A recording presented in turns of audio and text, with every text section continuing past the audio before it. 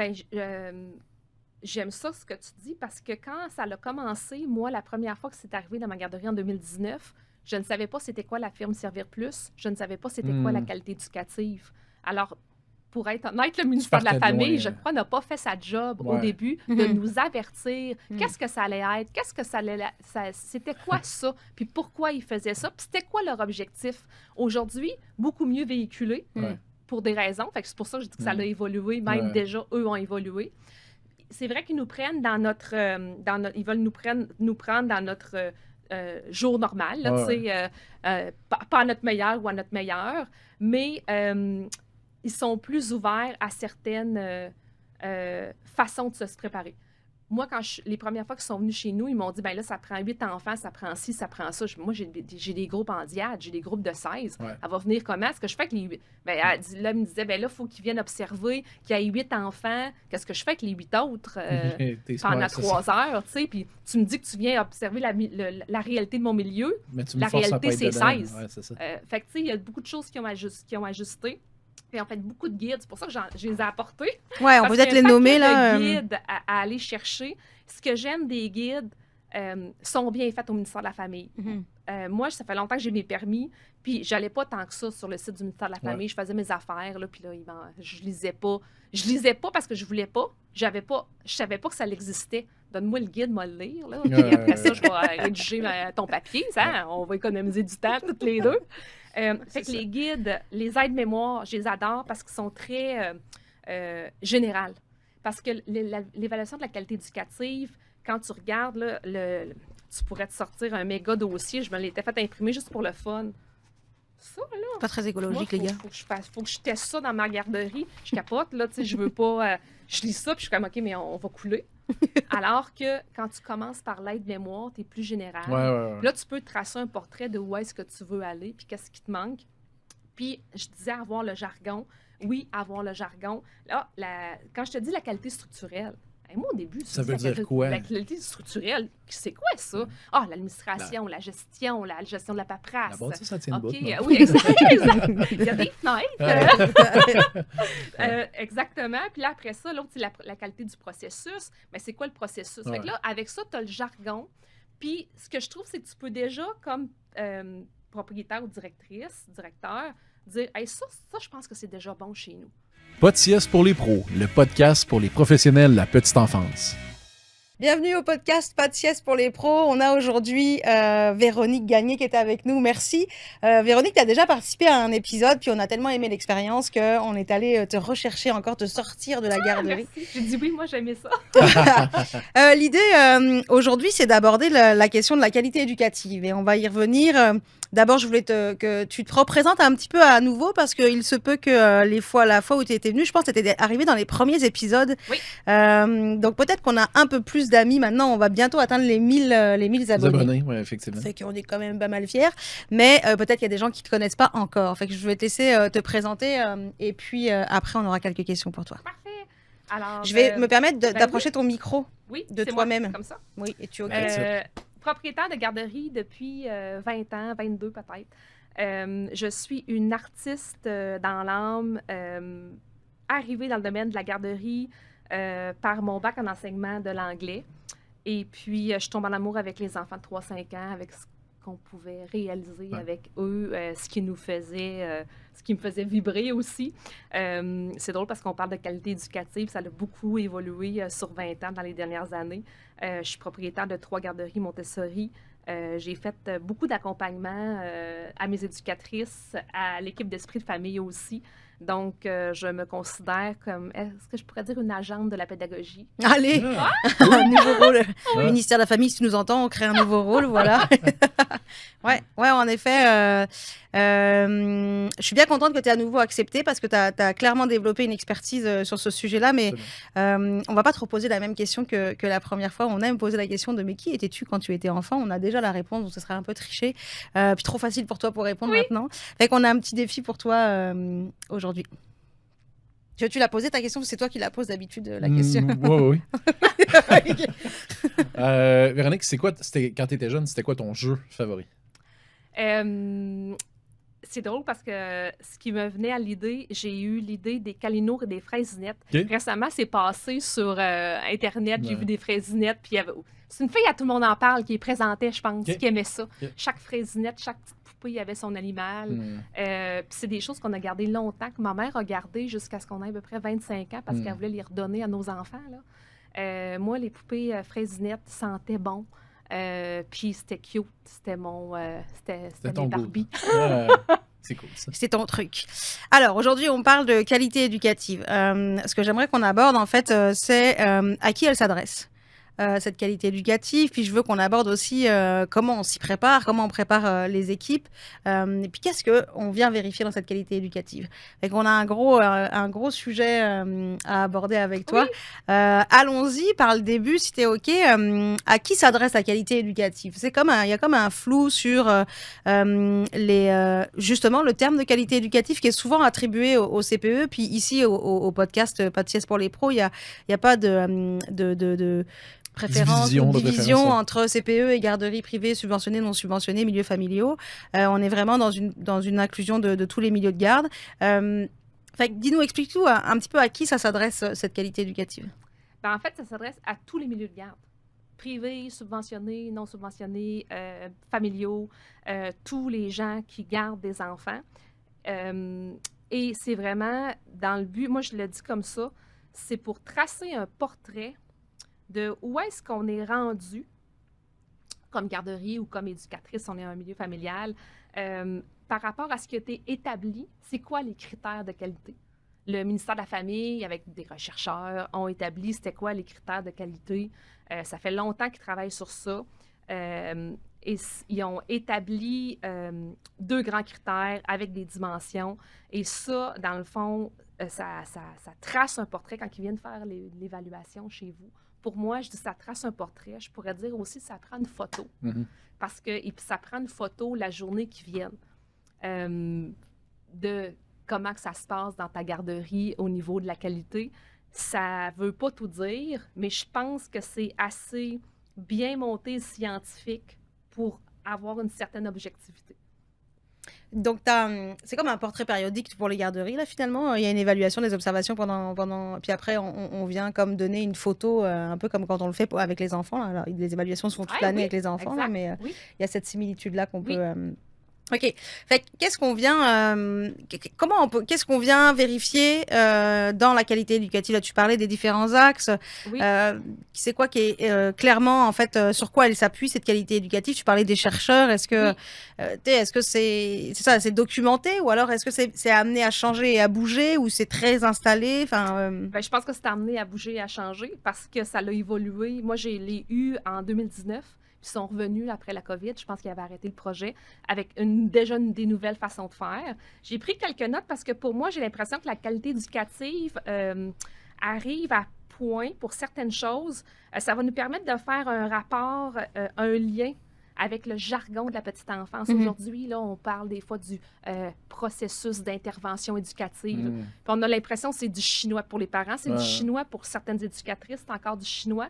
Fait que je trouve qu'avec la qualité éducative, quand on vient vulgariser les éléments de la recherche, on peut vraiment aider à améliorer notre milieu. Il base ça sur 2 critères.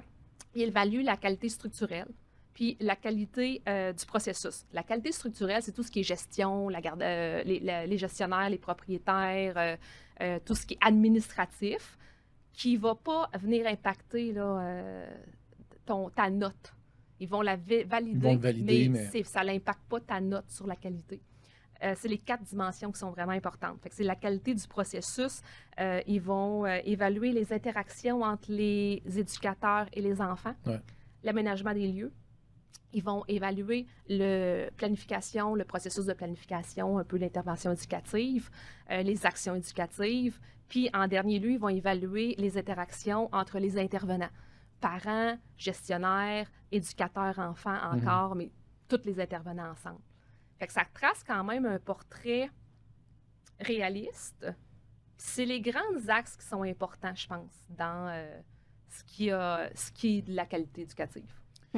Puis à ta connaissance, il n'y a pas de... C'est on va dire, une rotation entre les milieux de garde où est-ce qu'ils vont venir faire évaluer la qualité éducative selon un ordre qu'eux autres établissent. Il n'y a pas nécessairement de trigger, c'est pas une plainte nécessairement qui va dire qu'il va y avoir une évaluation de la qualité éducative. Non, pas du tout. J'aime ça que tu poses cette question-là. Parce que c'est vrai, je crois qu'il y a beaucoup de gens qui ont mélangé souvent la qualité éducative, ce projet-là que le ministère de la Famille a mis en place avec des inspections, vu une plainte. Tout le monde y pense. Dans le fond, c'était dans le but d'augmenter la qualité dans tous les services. Fait que c'est ça. Cool. Puis il y a une étude qui a été établie par le ministère, etc. Puis il ne s'agit pas de dénigrer les chiffres, qui explique dans quel milieu la qualité éducative est plus respectée, etc. etc. Comment nous, en tant que milieu de garde, on peut comment on peut se préparer on peut pas, généralement, quand la firme Servir Plus, qui actuellement a encore le mandat de venir dans les milieux de garde, elle prévient généralement cette firme-là à peu près une semaine avant, en fait. Puis l'argument est qu'il souhaite attraper la garderie dans un système dans son jus. C'est ça, pas en mode je me suis préparée pendant... C'est très entendable, mais c'est vrai que ça stresse beaucoup, en fait, les équipes, et qu'elles sont des fois un peu plus tendues, un peu comme un examen oral, là, pour ceux qui n'aiment pas les examens oraux, et qui délivrent pas forcément leur plein potentiel. Fait que pour minimiser ce risque-là, on peut les préparer, les équipes. Comment toi, tu t'amènes cette préparation-là? J'aime ça, ce que tu dis, parce que quand ça a commencé, moi, la première fois que c'est arrivé dans ma garderie en 2019, je ne savais pas c'était quoi la firme Servir Plus. Je ne savais pas c'était quoi la qualité éducative. Alors, pour être honnête, le ministère de la Famille, je crois, n'a pas fait sa job au début de nous avertir qu'est-ce que ça allait être, c'était quoi ça, puis pourquoi ils faisaient ça, puis c'était quoi leur objectif. Aujourd'hui, beaucoup mieux véhiculé pour des raisons. Fait que c'est pour ça que je dis que ça a évolué, même déjà, eux ont évolué. C'est vrai qu'ils nous prennent ils veulent nous prendre dans notre jour normal, là, pas à notre meilleur ou à notre meilleur, mais ils sont plus ouverts à certaines façons de se préparer. Moi, les premières fois qu'ils sont venus chez nous, ils m'ont dit, ben là, ça prend 8 enfants, ça prend ci, ça prend ça. Moi, j'ai des groupes en diade, j'ai des groupes de 16. Elle va venir comment? Ce que je fais avec les 8? Elle me disait, ben là, il faut qu'ils viennent observer qu'il y ait 8 enfants. Qu'est-ce que je fais avec les 8 autres pendant 3 heures? Tu sais, puis tu me dis que tu viens observer la réalité de mon milieu. La réalité, c'est 16. Ouais, c'est ça. Fait que, tu sais, il y a beaucoup de choses qui ont ajusté. Puis en fait, beaucoup de guides, c'est pour ça que je les ai apportés. Oui, on peut peut-être les nommer, là. Les guides à aller chercher. Ce que j'aime des guides sont bien faits au ministère de la Famille. Moi, ça fait longtemps que j'ai mes permis, puis j'allais pas tant que ça sur le site du ministère de la Famille. Je faisais mes affaires, là, puis là, je lisais pas. Je lisais pas parce que je voulais pas. Je savais pas que ça existait. Donne-moi le guide, moi le lire, là. Puis après ça, je vais rédiger ton papier. Ça, on va économiser du temps, toutes les deux. Fait que les guides, les aides-mémoires, je les adore parce qu'ils sont très générales. Parce que l'évaluation de la qualité éducative, quand tu regardes, là, tu pourrais te sortir un méga dossier. Je me l'étais fait imprimer juste pour le fun. Ça, là. Pas très écologique, les gars. Faut que je teste ça dans ma garderie. Je capote, là, tu sais, je veux pas... je lis ça, puis je suis comme, OK, mais on va couler. Alors que quand tu commences par l'aide-mémoire, tu es plus général. Là, tu peux tracer un portrait de où est-ce que tu veux aller, puis qu'est-ce qui te manque. Puis, je disais avoir le jargon. Oui, avoir le jargon. Là, quand je te dis la qualité structurelle, moi, au début, ça veut dire quoi? La qualité structurelle, c'est quoi ça? Ah, l'administration, la gestion de la paperasse. La bâtisse, ça tient debout. Oui, exactement. Il y a des fenêtres. Exactement. Puis là, après ça, l'autre, c'est la qualité du processus. Mais c'est quoi le processus? Fait que là, avec ça, tu as le jargon. Puis, ce que je trouve, c'est que tu peux déjà, comme propriétaire ou directeur, dire hey, ça, je pense que c'est déjà bon chez nous. Le podcast Pas de sieste pour les pros vous est présenté par Mangrove Petite Enfance, le logiciel de gestion qui vous permet de vous libérer du temps pour vous concentrer sur ce qui compte vraiment. Parce que vous êtes éducatrice et non pas poète dans l'âme, parfois un outil pour aider à reformuler, ça vaut la peine. Mangrove Petite Enfance vous permet de reformuler en un clic l'ensemble de vos observations pour les communiquer brièvement et clairement aux parents. sais, parce qu'on s'évaluait quand même déjà, là, tu sais, la qualité éducative arrive, là, on évaluait déjà nos milieux. J'évaluais déjà mes éducatrices sur certains points, sur comment ils appliquaient mon programme éducatif. Maintenant... Oui, tu étais le garant de ce projet éducatif quand même. Enfin, quand tu le déposes au ministère avec la régie interne, ils te demandent de l'assumer, en fait, dans tes responsabilités. C'est drôle parce que c'est ça la qualité éducative maintenant. Je ne suis plus... c'est plus moi qui est garant de la qualité, c'est le ministère qui vient voir si la direction fait son travail auprès des éducatrices. Avant, j'étais un peu le garant de la qualité. Ouais. Puis c'est correct qu'ils le fassent. Ça l'amène... Moi, je trouve que c'est des belles pistes. Puis c'est basé sur des recherches quand même. Ils n'ont pas pris ça n'importe où. Puis tout ça pour dire qu'il y a l'autre guide aussi, le guide des pratiques pour soutenir la qualité éducative. Là, tu as vraiment un super bon résumé. Puis ça te donne des pistes dans chaque dimension. Puis moi, je me suis mis dans la tête, quand je regarde les 4 dimensions,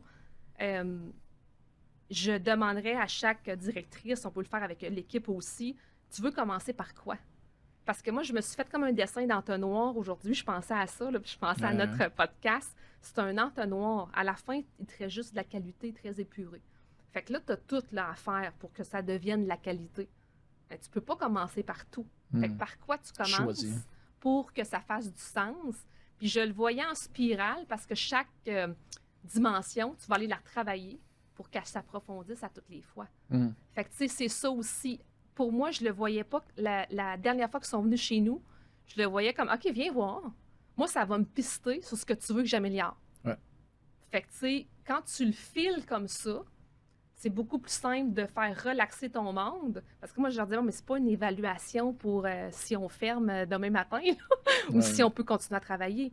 Oui, il y a aussi ça, justement, qu'il faut démystifier. C'est que tu peux, ce qu'on dit dans le jargon habituellement, ne pas passer la qualité éducative à quelques points, des fois, sur un module qui fait que des fois, c'est plus compliqué. Mais le ministère est quand même bienveillant là-dedans. Ils n'arrivent pas avec des gros marteaux en tapant dessus, en disant, t'es un mauvais.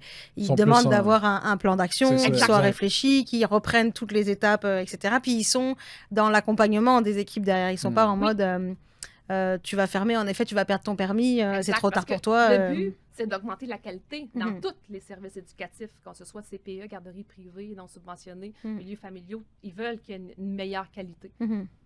Oui, ils préparent. En fait, c'est ça. Ils sont pas dans. Ils viennent préparer les équipes à se former plus, à réfléchir à leurs actions pour ensuite revenir évaluer quand même le milieu là. Exact. Puis quand tu lis les aides-mémoires, tu vas avoir des pistes. Si on parle des interactions entre les éducatrices et les enfants, on va te pister. Est-ce que tu fais faire de la formation à ton monde? Est-ce que tu fais de la formation continue? Est-ce que tu les évalues? Tu sais, il y a des questions qui sont disposées à l'équipe de direction, parce que souvent, c'est l'équipe de gestion de qui ça va découler. Et ça, tu peux aller évaluer si tu es en train de faire ça. Moi, il y a des choses que je me dis, ça, on le fait, ça, on le fait déjà. Lesquelles formations vont être plus aidantes? Il y a un bout de temps où est-ce que nous, on a mis beaucoup l'accent sur l'esprit d'équipe, travailler en équipe. C'était quelque chose qu'on avait vraiment fort. Ouais. C'est un des points qui est intéressant. Mais ça nous avait peut-être fait mettre de côté les interactions directement avec les enfants. Parce qu'on voulait que les éducatrices soient bien, se développent, se connaissent comme personnes. Et là, je me suis rendu compte que, au point de vue des interactions avec les enfants, pousser un peu plus loin dans les formations, on va essayer d'aller focusser sur la formation directement avec l'enfant. Sur les interventions. Fait que, ça va t'aider de lire ce document-là et de te dire, par quoi je commence. Je pense que de faire des rencontres avec les équipes d'éducatrices aussi, qui puissent s'évaluer, elles, puis qui se disent... Une espèce d'auto-évaluation. Vous pensez qu'il y a qu'on doit de la place faire... à il y a de la place à améliorer. Je voyais aussi dans les pistes qu'ils donnent, le gestionnaire qui va organiser mieux les horaires des éducatrices et des employés. Ça, je trouve que c'est bien. Moi, je regardais dans notre monde, comme je disais, on travaille en diade, il y a toujours 2 personnes par groupe. Donc, du mentorat, il y en a tout le temps. De répartir tes points, tes bonnes éducatrices dans plusieurs groupes. Tu sais, des fois, moi, j'avais 2 personnes, puis là, tu engages une nouvelle fille qui est formée. Puis moi, des fois, je faisais la blague à mon éducatrice, tu sais que ta collègue ne la gardera pas longtemps, là. Le prochain coup qu'il y a un poste qui se libère, il faut qu'on garde la qualité partout. Parce que là, tu as du mentorat, il ne faut pas que tu te débalances ton équipe. Fait que l'équipe de gestion, quand tu as toujours pris soin de ça, c'est déjà aidant.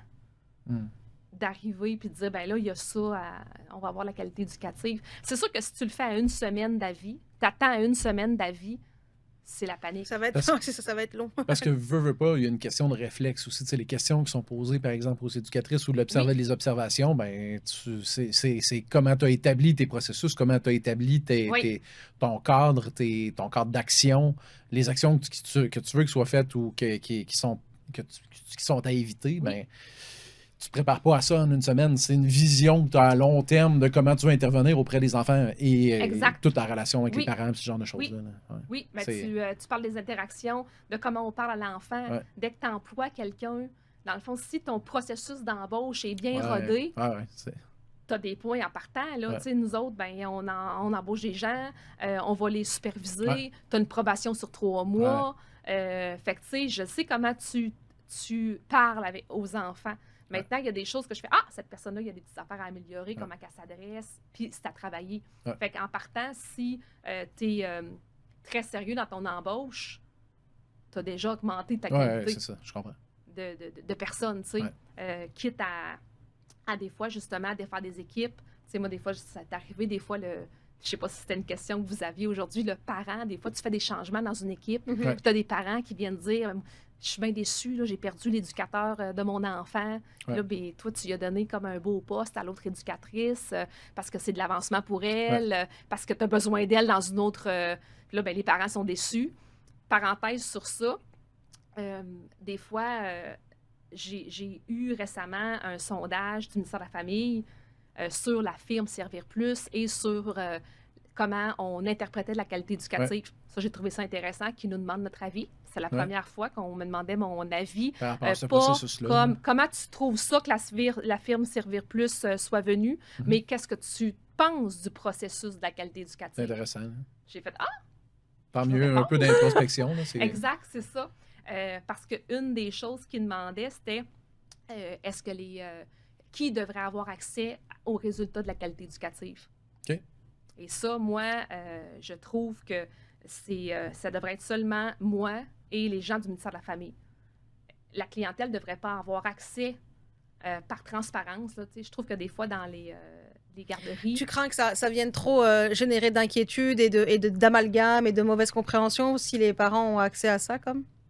Oui, je me permets de dire ça parce que je trouve que la qualité éducative est quand même bien montée avec l'outil classe, qui nous disent que c'est scientifique, puis c'est objectif. Et c'est difficile d'être objectif parce que tu vas bâtir un outil qui est objectif. Et la fille qui vient observer, si elle n'aime pas ta face puis ton milieu, faut que je fasse confiance, moi, à la firme Servir Plus là, qui débarque chez nous. Là, qui, même tu te mets à nu devant quelqu'un que tu ne connais pas. Là. Exact. Puis tu m'as pas demandé si ça me tentait. Là, tu le consentement. C'est dans une semaine. Il faudrait que tu sois nu. Mais t'es qui, toi? C'est pas important, je suis qui. Faut que je m'en viens. Oui, c'est ça, c'est obligatoire. Fait que, tout ça pour dire que j'étais contente qu'ils demandent l'avis. Parce que moi, je pense que ça devrait rester entre le ministère de la Famille, la firme Servir Plus et les gestionnaires pour vraiment améliorer la qualité. Parce que, j'allais dire, c'est bien monté, c'est de façon objective que tu l'as fait, tu as des bons outils, puis moi, tu as un paquet de papier que tu veux que je lise pour comprendre ça. Tu penses que mon client, qui va voir le résultat, 4 sur 7, 2 sur 7, 3 va être capable sur 7, de prendre une décision en fonction de ça. Interpréter ça? Moi, je pense que non. Fait que, tu sais, ça aussi dans... En fait, c'est-à-dire qu'il leur manque des informations pour pouvoir l'interpréter. Exact. Un peu comme nous, d'ailleurs, quand on reçoit le rapport, on est comme genre, comment ça, 3 sur 16, c'est-à-dire c'est bien, c'est pas bien, 5, 4, 5, ou peu importe la note, là. On sait pas comment, est-ce que ça va, est-ce que c'est... Il nous faut un curseur. On cherche sa passe. Au début, tu veux juste savoir qui la note finale, j'ai dû passer. C'est ça. Faut que je fasse un plan d'action. Parce que c'est pas que ça me dérange de faire le plan d'action, mais je veux savoir si la qualité est de base là. Puis je pense qu'aussi, la première fois que tu l'as, c'est la fois pour toutes les autres. Parce que là, tu deviens à l'aise avec le jargon. Il y a un rodage. Il y a un rodage. Tu sais où qu'est-ce que tu peux aller travailler. Puis comme tu dis, pourquoi? 1,25, 2,25, c'est sur 7. Oups, lui, il est sur 5. C'est comme... Juste pour que ce soit très clair. T'sais. Oui, exact, c'est ça, une mathématique difficile, mais il y a quand même beaucoup d'écrits. Mhm. C'est pas juste une note de 2,5. Ça serait vraiment décevant. Là. Ouais. Je m'en vais où avec ça? C'est ça. Qu'est-ce qu'on a constaté? C'est très détaillé, ouais. Exact, Mhm. oui. Mais puis c'est cohérent avec l'approche que tu disais, où est-ce qu'ils sont pas en train de vouloir taper sa tête, c'est dire qu'est-ce que j'ai observé qui aurait pu être problématique ou quoi que ce soit à améliorer. Et donc, après ça, ton plan que tu peux mettre en œuvre, ben, il est basé sur ces observations-là puis ces commentaires-là. Là. Exact. Fait que n'importe qui aujourd'hui qu'une garderie devrait s'être déjà imprimé l'aide-mémoire, connaître les 4 dimensions de la qualité éducative sur lesquelles il va être évalué, puis avoir un peu regardé dans son milieu par quoi je travaille. Moi, j'avais dans la tête, si tu me le demandes demain matin, je sais qu'ils ont mis les interactions, ils sont en ordre, il y a un ordre de 4, là, mais ça ne veut pas dire que c'est l'ordre qu'il faut que tu commences. Moi, je suis bien freak de l'aménagement puis de l'organisation, parce que pour moi, c'est l'environnement, c'est la base. Tu viens tellement amener après et travailler des choses directes avec des fois, tu veux travailler les interactions avec des enfants, là, mais il n'y a pas de matériel. Il y a 3 chaises pour 6 enfants. Parce que tu tapes dessus, ça va être tough. Fait que tu as dessus le bon aménagement, le matériel à ta disposition. Parce qu'après ça, c'est aussi la responsabilité. Beaucoup, moi, quand j'ai eu la mienne, je considérais que l'aménagement des lieux était pas mal mon travail à moi. Moi, je n'interagis pas avec les enfants directement comme propriétaire ou comme directrice. Là. Pas régulièrement. C'est ça. Fait que je suis responsable. Si mon aménagement de lieu est faible, ben, j'attribue pas ça à personne de mon personnel. Oui, puis... Je m'en vais faire du magasinage. Puis j'aide les éducatrices à monter leur milieu. Puis tu parlais tout à l'heure du vocable et donc des mots, des termes du domaine en fait à utiliser. La firme est très attachée à ça, par exemple. Ils viennent évaluer, est-ce que tu as le bon vocable autour de... on parle de planification, on parle d'interprétation, on parle d'accompagnement vers l'apprentissage, etc. etc. Et en fait, très souvent, il y a beaucoup d'éducatrices qui font des choses par instinct, mais même des gestionnaires. Quand j'expliquais à maintenant Josiane, qui est directrice générale d'Esprit de Famille, mais en fait, il faut que tu détailles tout ce que tu fais. Et puis tu verras que tu fais énormément, puis toi ça va te permettre de prendre conscience de ce que tu fais aussi en fait, parce que souvent les gestionnaires oublient en fait, elles disent mais qu'est-ce que tu as fait aujourd'hui? Plein de trucs, mais c'est compliqué de savoir quoi exactement parce qu'elles ont éteint des feux, elles ont géré les ressources humaines, etc. Fait il y a de lister tout ce qu'on fait, on se rend compte que on a publié une annonce d'emploi, qu'on a répondu à l'avocat sur telle ou telle chose, qu'on a été recevoir une personne pour les ressources humaines, mais les ressources humaines, embaucher quelqu'un, c'est intégré dans un processus qu'on a établi. Fait que, de tout détailler comme ça, on va se rendre compte que le milieu de garde va se rendre compte qu'il fait déjà beaucoup ou qu'il devrait faire peut-être un peu plus sur certains sujets. Fait que de juste lister, ça permet déjà, en tant que gestionnaire, en tout cas, moi, j'ai trouvé que ça avait beaucoup aidé de mieux préparer l'entrevue parce qu'il y a effectivement une entrevue avec la firme Servir Plus pour évaluer la fameuse qualité structurelle, en fait. Et je trouve qu'on oublie, en fait, ce qu'on fait dans une journée en tant que gestionnaire. Beaucoup, les éducatrices aussi, en fait. Qu'est-ce que j'ai fait pour que le petit Timmy, il arrête de mordre le petit Paul dans l'aménagement de l'espace, dans les interactions, dans tout ça, Totalement. Puis tu m'as fait penser aussi à toutes les ressources avec qui on va travailler. Il y a un moment donné, tu me demandes quel organisme, puis là, je t'en nomme 1, 2, mais ils sont tellement intégrés en dedans de moi que j'appelle le CLSC 6 fois par jour, le ministère de la Famille. Puis là, tu me demandes de nommer les organismes dans l'entrevue que tu me fais. Puis je suis comme, quel organisme, en effet, parce que j'ai pas... Puis là, c'est marqué, travaille peut-être avec des gens, c'est alors que tu as genre une liste comme ça dans ton bureau. Il semble que le gestionnaire travaille. Il semblerait. Pas si sûr. Elle doit faire des trucs dans sa journée, mais on sait pas trop. Oui, c'est drôle parce que on dit ça, il semble, parce que moi, j'avais beaucoup, je l'ai lu, puis je trouvais qu'il y avait beaucoup de il semble. Puis je trouvais ça intéressant aussi de le lire avec l'équipe de direction. Puis il y a certaines choses qu'on a passées à l'équipe d'éducatrices aussi pour qu'elles puissent voir puis qu'on puisse travailler ensemble. Puis cette façon-là de constater, d'observer, c'est pour rester très, très objectif. Ce qui peut avoir l'air très froid, là, il semble. Tu sais, dans ma chaleur, moi, Véronique, là, il semble, puis tu es en train de dire je le fais pas. Il y a toute cette lecture-là de l'analyse après. Là. Comme s'il avait constaté cette journée-là qu'ils sont venus. Est-ce que tu le fais les autres journées? On peut pas dire, mais là, c'est la perception que j'avais à ce moment-là. C'est pour ça que je dis c'est vraiment une photo de ton milieu. Puis ce que j'allais dire, c'est que j'ai trouvé après avoir parlé à certains directeurs, directrices de garderie, que la firme était capable d'une flexibilité par rapport aux personnes qui allaient évaluer. Parce qu'au début, ils disaient, là, on arrive le matin, puis on décide dans quel groupe on s'en va. Ouais. Puis moi, si c'est Jocelyne que je viens d'engager hier, puis qui remplace, C'est ça. tu peux l'évaluer, mais C'est vraiment représentatif. est-ce que c'est représentatif? Est-ce que ça vient enlever? Parce que tu veux être objectif puis voir la qualité. Je crois que ça doit être mis en contexte aussi de la réalité. Ben oui. Et c'est la chose que je trouve qu'il y a moins dans la qualité éducative.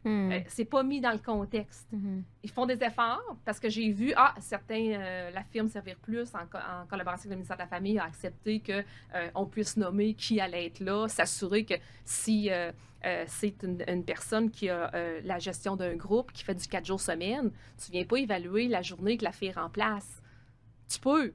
Mais tu sais, comme on dit, t'as pas le même point de vue. Ouais, nous, il nous avait demandé demandé ça, puis il y avait cette volonté-là, justement, de dire, en fait, tu peux bien faire ça, mais si tu veux venir évaluer une qualité, c'est pas ça que tu viens évaluer. Fait, qu'est-ce que tu veux faire? Nous, on te suggère de venir tel jour, c'est ça la qualité éducative que tu vas avoir, la vraie, en fait, celle qu'on propose tous les jours et le temps que former les autres. Puis ils avaient quand même été assez compréhensifs. Exact. Après, il s'agit d'avoir des bons arguments quand même, là, parce que bon, tu sais, ils veulent pas non plus que tu viennes tricher sur des ressources. Ça serait quoi leur tour? On est quand même sur la fin de ce moment-là ensemble. Ça serait quoi peut-être les 2-3 derniers conseils que tu pourrais donner aux équipes, aux gestionnaires, au ministère? Moi, je dirais de savoir que la qualité éducative existe. Il y a j'adore Nicole Malenfant. Ouais. Elle donne énormément de formations. Elle est tellement douce avec sa voix. Elle donne des super bonnes formations pour préparer à ça. Ouais. Fait que moi, je dirais aux gens, nous autres, on les inscrit. J'ai inscrit mes gestionnaires, on inscrit les éducatrices. Fait que je fais de la pub pour Nicole Malenfant. Inscrivez-vous à ça. Et engagez aussi un agente pédagogique si vous n'en avez pas. C'est pas obligé, les agents pédagogiques, les conseillers en pédagogie sont pas obligés d'être là à temps plein dans les garderies. Oui, c'est ce qu'on a fait à Esprit de famille avec toi, là, où il y avait un mandat spécifique sur quelques semaines. Oui. Quelqu'un qui l'a décortiqué, le fameux livre, puis qui arrive avec le jargon pour qu'on puisse tout de suite mettre des actions en place. Parce que comme je vous dis, quand tu regardes tous les papiers, là, t'en as pour un bout. Là. Fait que, tu sais, si tu viens travailler avec quelqu'un, puis moi, tu me dis, demain matin, tu y vas, ben, je fais ma tournée, j'observe comme si j'étais un peu Servir Plus pour qu'on puisse savoir de où est-ce qu'on peut partir. Fait que ça peut aider parce que ça va... Puis la personne qui vient le faire, c'est quelqu'un qui a déjà été évalué par la firme Servir Plus. Tu connais. Moi, ça fait 3 garderies, ça doit faire 5-6 évaluations qu'on a.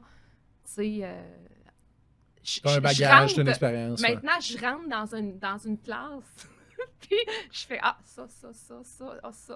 Ça, on pourrait travailler ça. Parce que Servir Plus recrute d'ailleurs. Oui. Merci beaucoup, Véronique. Je vous invite à la contacter si vous cherchez à avoir un accompagnement terrain en fait pour vos équipes. Évidemment, oui, il y a Nicole Malenfant qui donne des formations et d'autres probablement aussi. Je pense à Laurie Boisvert notamment qui donne des formations plus pour le côté planification dossier éducatif, etc. qui peut vous accompagner éventuellement et plein d'autres en fait intervenants qu'on ne nommera pas parce que la liste est longue, mais voilà, merci beaucoup encore d'avoir participé. Est-ce que tu as une dernière question genre où tu dis merci beaucoup de ton temps, d'être revenu, d'avoir accepté la réinvitation. Merci Véronique. Le podcast Pas de sieste pour les pros vous est présenté par Mangrove Petite Enfance, le logiciel de gestion qui vous permet de vous libérer du temps pour vous concentrer sur ce qui compte vraiment.